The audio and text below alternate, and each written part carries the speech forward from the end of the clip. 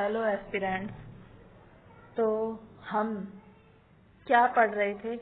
हम पढ़ रहे थे इंडियन नेशनल मूवमेंट में हम इंडियन नेशनल कांग्रेस की स्थापना, कांग्रेस के अधिवेशन, मीटिंग्स और कुछ इम्पोर्टेंट और बातें हमने डिस्कस की थी कि कांग्रेस बनने से पहले क्या क्या संगठन बने थे, किस किस ने बनाए थे। ये सब हम पढ़ चुके हैं। और गर्मपंथी और नरमपंथी ये सब भी हम पढ़ चुके हैं पिछली क्लासेस में।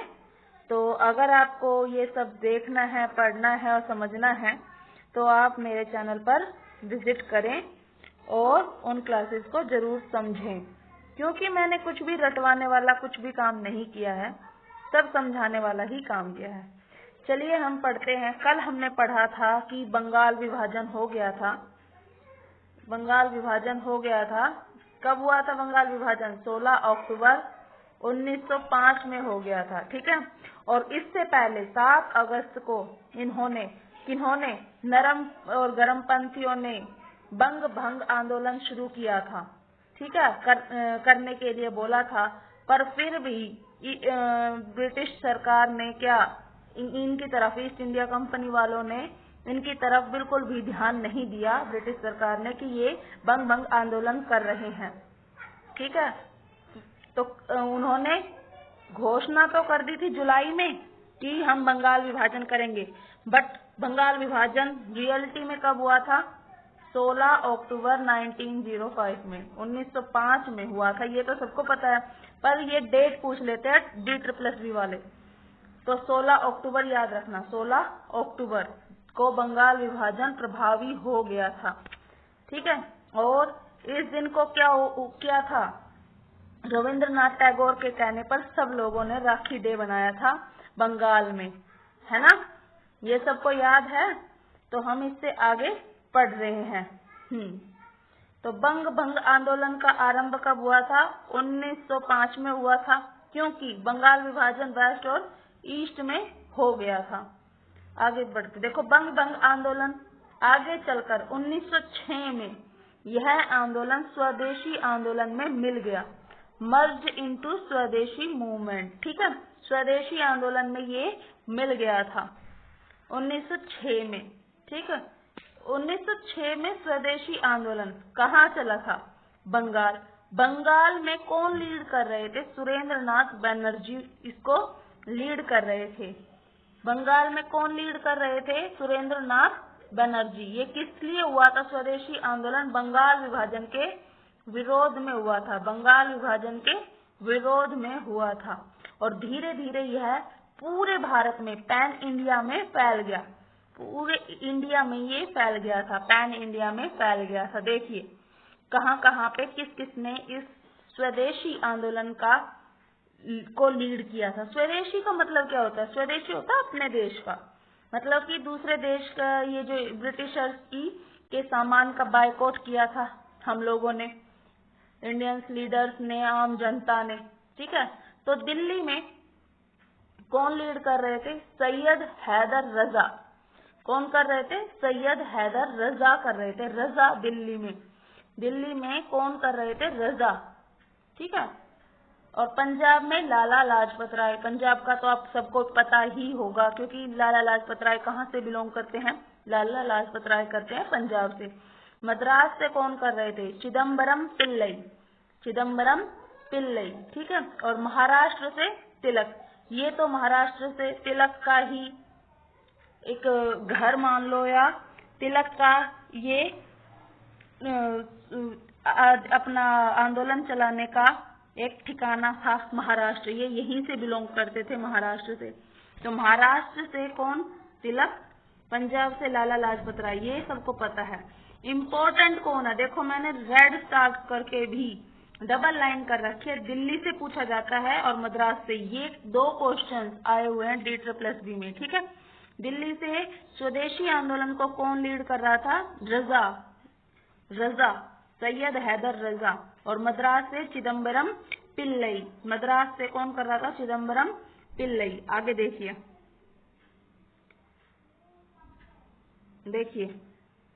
नोट करके लिखो आप, एक बार नोट करके।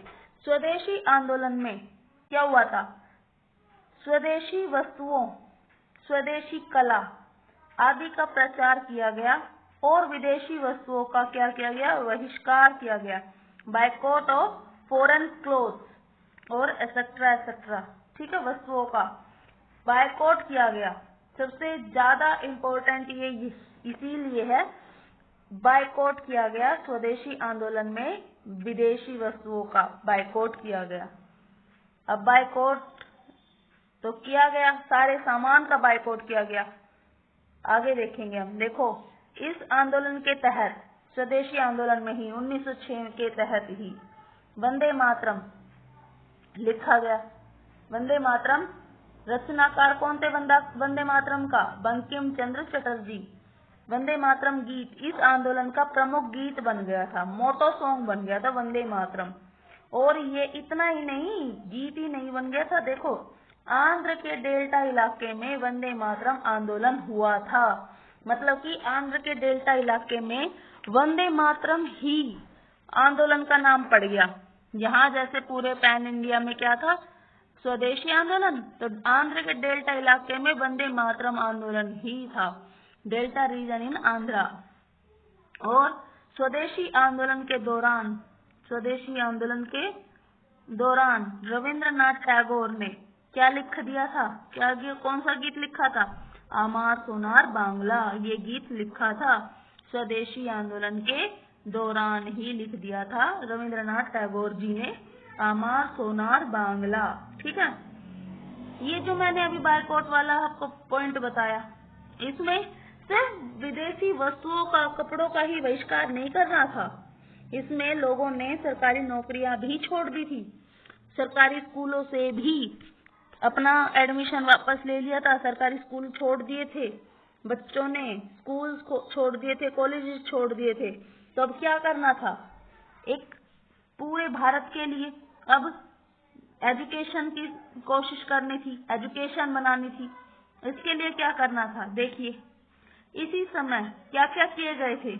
बंगाल नेशनल कॉलेज की स्थापना हुई। किसकी? बंगाल नेशनल कॉलेज की स्थापना हुई।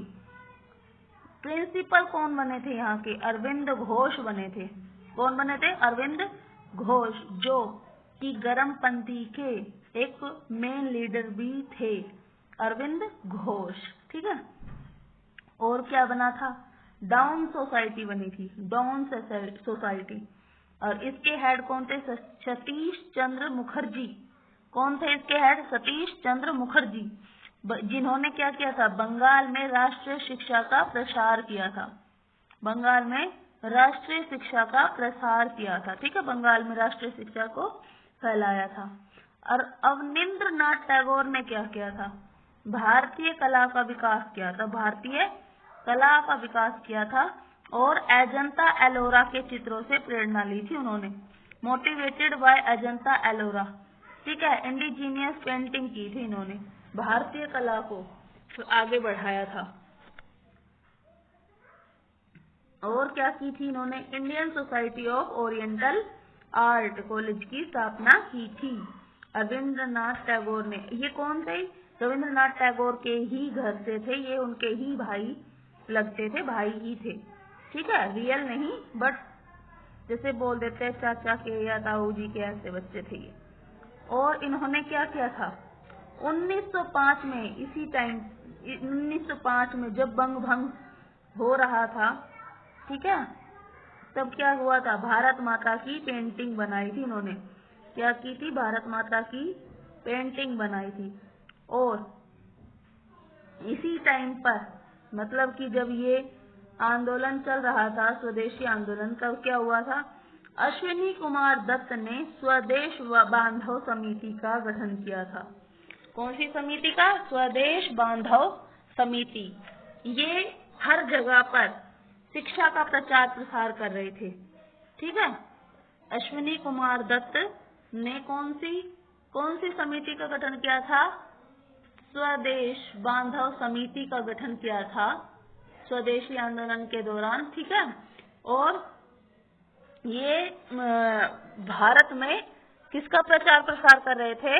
इंडियन एजुकेशन का प्रचार प्रसार कर रहे थे, नेशनल एजुकेशन का प्रचार प्रसार कर रहे थे। ये इम्पोर्टेंट है, इसे क्वेश्चन बना हुआ है। अवनींद्रनाथ टैगोर से क्वेश्चन बना हुआ है। इन्होंने क्या किया था? भारतीय कला का विकास किया था। अजंता एलोरा के चित्रों से प्रेरणा ली थी। Indian society of oriental art college की स्थापना की थी। Indian society of oriental art colleges की स्थापना की थी। ठीक है।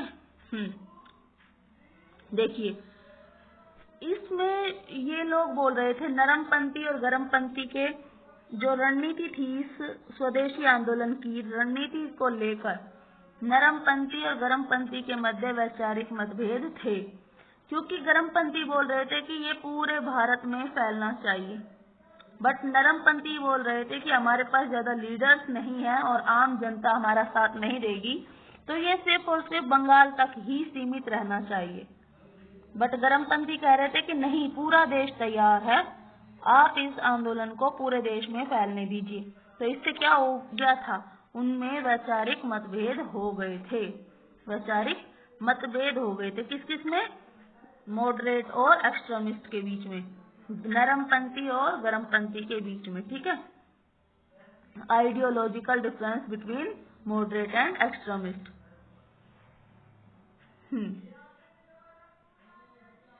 आगे देखिए क्या हुआ था। 1905 में वाराणसी अधिवेशन में क्या कौन बनाया गया था? गोपाल कृष्ण गोखले बनाए गए थे 1905 में। 1906 में कौन बनाया गया था? दादा भाई नौरोजी बनाया गया था। देखो, 1905 में वाराणसी में गोपाल कृष्ण गोखले जी को बनाया गया था और उस टाइम पर स्वशासन का प्रस्ताव पास करवाया गया था। ठीक है। 1906 में तिलक का नाम आगे आना था अधिवेशन में अध्यक्ष के लिए, बट नरमपंथियों ने क्या किया? कलकत्ता अधिवेशन में दादा भाई नौरोजी का नाम दे दिया था, जिससे कि क्योंकि दादा भाई नौरोजी सबसे ओल्ड मैन थे और सब उनकी रिस्पेक्ट करते थे, इसीलिए तिलक ने अपना नाम वापस ले लिया था। ठीक है, गंगाधर तिलक ने। और उन्होंने क्या किया था? पर स्वराज का प्रस्ताव पास करवाया था। क्या करवाया था? स्वराज का प्रस्ताव पास करवाया था। बट अगले ही साल 1907 में सूरत अधिवेशन में जब सब लोगों ने तय कर लिया था कि अब की बार तिलक को बनाएंगे अध्यक्ष, उस टाइम पे क्या हुआ था? सूरत अधिवेशन में विभाजन हो गया नरमपंथी और गरमपंथियों के बीच में। अध्यक्ष कौन थे? रास बिहारी घोष। रास बिहारी घोष, ये एक से सेम से दो नाम है, रास बिहारी बोस और रास बिहारी घोष। तो आपको याद रखना है, बोस, अगर कोई बोस है तो वो बम वाला बोस होगा, बम फेंकने में विश्वास करेगा, ऐसे याद रख लेना। और जो घोष था वो नरमपंथी था। बा से बम याद कर लेना तो आपको समझ आ जाएगा। ठीक है।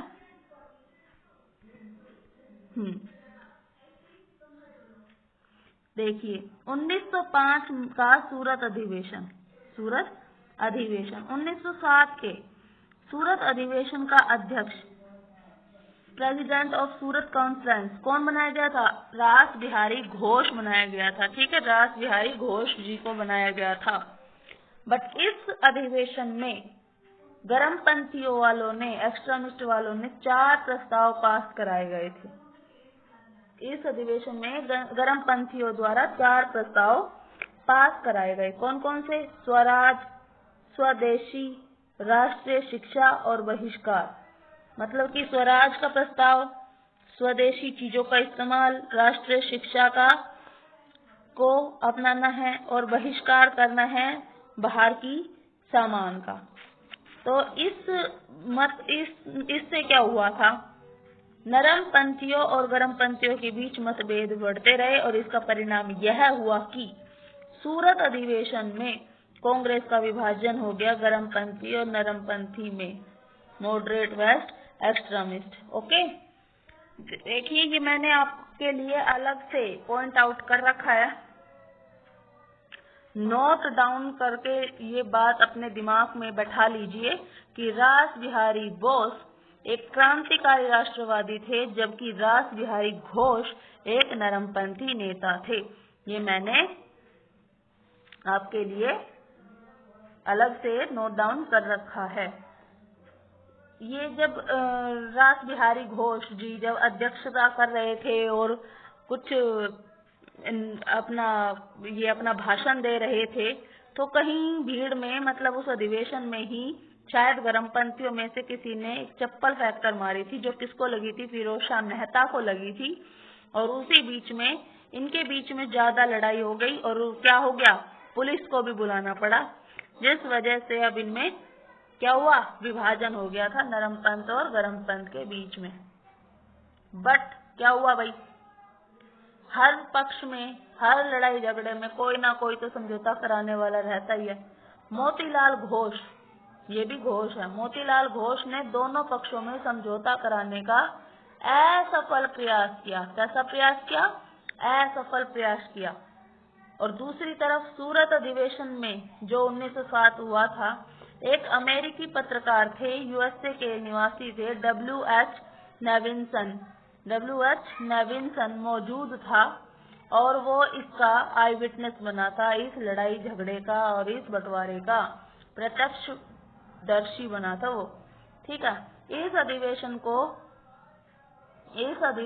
को क्या 23rd कॉन्फ्रेंस थी, ये मद्रास में पुनः आयोजित की।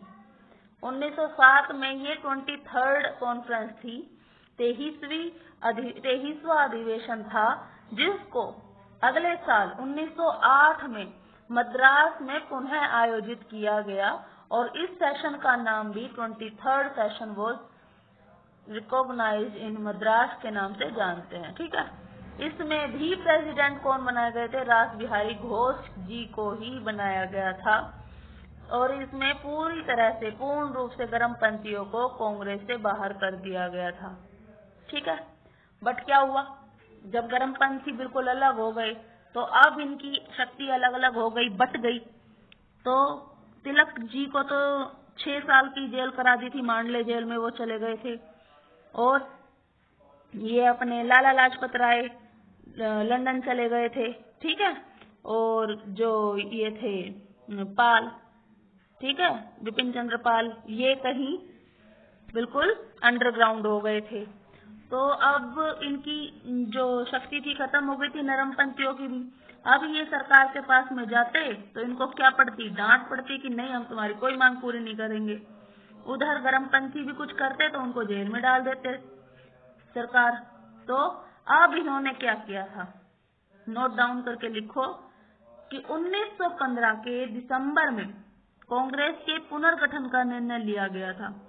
The decision of the reunification of Congress December 1915, मतलब कि 1915 के अधिवेशन में ये एक निर्णय ले लिया गया था कि नरमपंथी और गरमपंथियों को इकट्ठा होना है। तो 1916 का अधिवेशन जब होता है, तब ये नरमपंथी और गरमपंथी दोनों एक हो जाते हैं। ठीक है। तो 1915 तक का हमने आज पढ़ लिया है।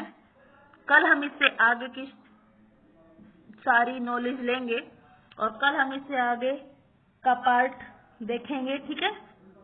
तो कल मिलते हैं इससे आगे की इंफॉर्मेशन और वेरी वेरी इंपॉर्टेंट थिंग्स के लिए, वेरी वेरी इंपॉर्टेंट डेट्स के लिए कल मिलते हैं। ओके। तो guys please share and like करना ना भूले and subscribe my videos, my channel. Thank you, bye bye.